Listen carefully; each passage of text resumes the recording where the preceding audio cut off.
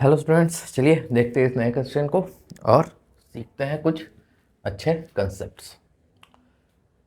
तो ये क्वेश्चन क्या कहता है हमसे? क्वेश्चन कहता है कि 2 point charges Q1 and minus Q2 are placed are distance apart. Obtain the expression of amount of work done to place a third charge Q3 at the midpoint of the line joining the two charges. Okay और इसका जो second part है ये क्या कहता है?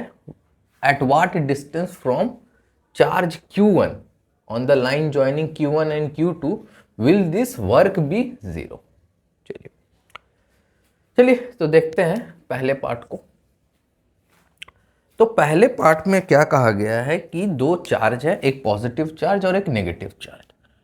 एक third charge जो कि Q3 है उसको इस दोनों के लाइन के मिड पॉइंट पे लाके रखा गया है और इसको करने में कितना वर्क डन हुआ है। तो आप लोगों को एक कंसेप्ट पता होना चाहिए, पोटेंशियल और वर्क डन का रिलेशन। आप लोगों को पता होगा कि मान लीजिए एक पॉइंट है ये B और एक पॉइंट है ये A। एक पार्टिकल जब इस पॉइंट पे है तो उसके पास मान लीजिए इनिशियली एक पोटेंशियल एनर्जी है। ओके, जब हम इस पॉइंट के ऊपर कुछ वर्क डन करते हैं और इसे यहां लेके आते हैं तो इसका जो वर्क, इसके वो जो चेंज इन पोटेंशियल हुआ, मान लीजिए इसका जो फाइनल पोटेंशियल एनर्जी हो गया वो हो गया UF के बराबर। ठीक, तो इस पार्टिकल को यहां से यहां लाने में हमने जो वर्क डन किया ना, वही वर्क डन इसकी इनिशियल पोटेंशियल एनर्जी में ऐड होती है और वो बन जाती है फाइनल पोटेंशियल एनर्जी। ठीक है, और इसको अरेंज करके हम लिख सकते हैं UF minus UI equal to W के बराबर, वर्क डन के बराबर, और इसी को हम लोग लिख सकते हैं delta U equal to W minus W। ठीक है, ये होता है एक्सप्रेशन। ठीक है, और अगर हम इसी एक्सप्रेशन में यहां पे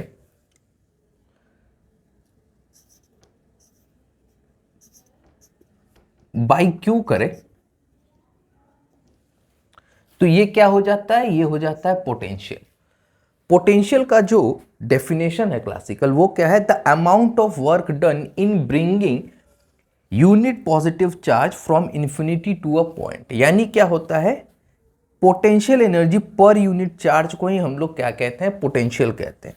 तो इस इक्वेशन से हम लोग लिख सकते हैं W by Q equal to V और simply W equal to Q V, that's it. ठीक है, इतना आप लोगों को पता होना चाहिए इस क्वेश्चन के लिए। ठीक है, तो और एक बात और कि पोटेंशियल जो होता है वो पॉजिटिव होता है। ठीक है ना, फॉर पॉजिटिव चार्ज,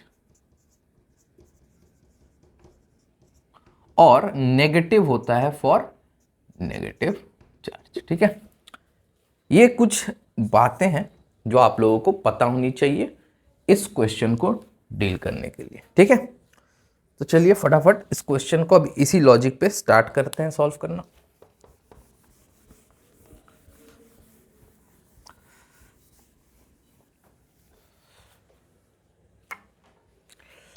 तो पहले हम अज्यूम करते हैं इसको, इस Q1 चार्ज को। तो Q1 चार्ज की वजह से P पॉइंट पे जो पोटेंशियल होगा वो कितना होगा?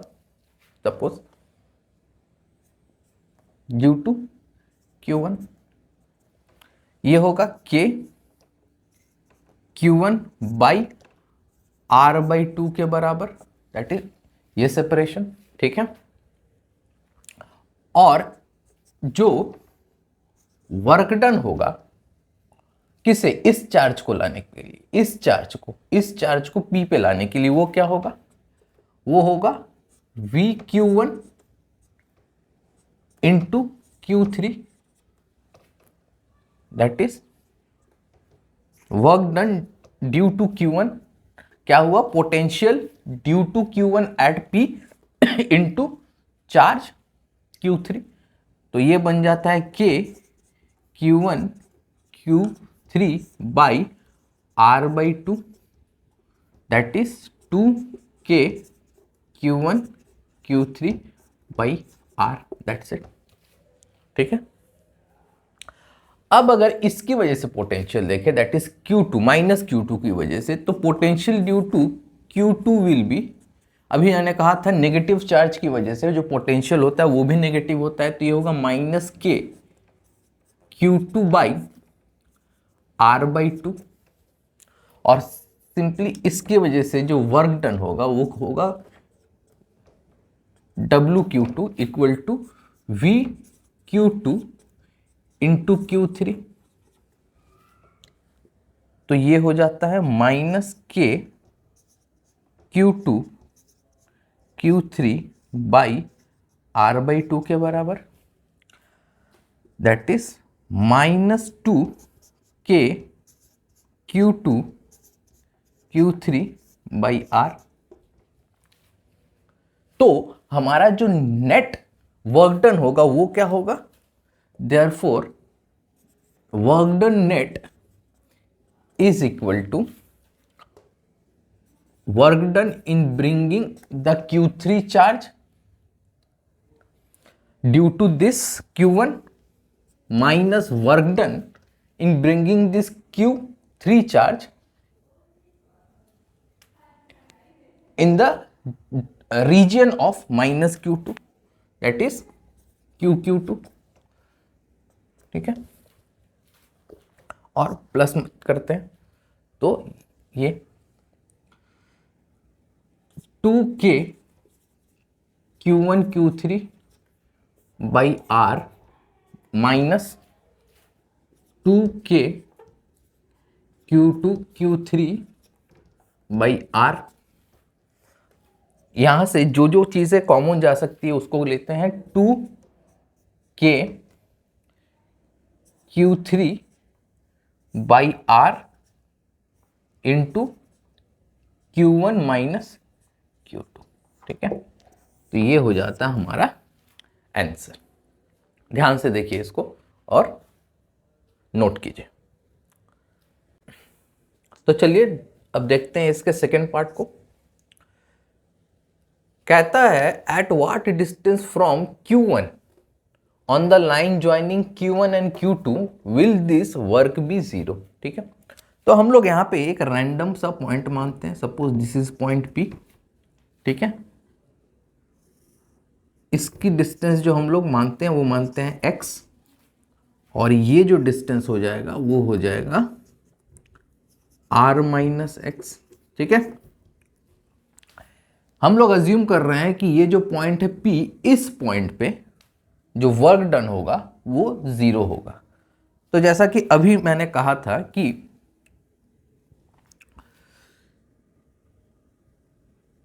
QV due to Q1 minus QV due to Q2 is equal to work.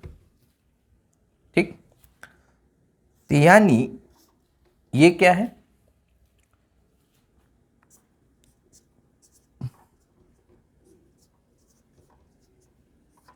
Equal to W। अब देखिए चार्ज तो कभी जीरो हो नहीं सकता, इस क्वांटिटी को जीरो होना होगा, और ये क्वांटिटी को अगर मैं जीरो से इक्वेट करूं इक्वल टू जीरो, तो इसका मतलब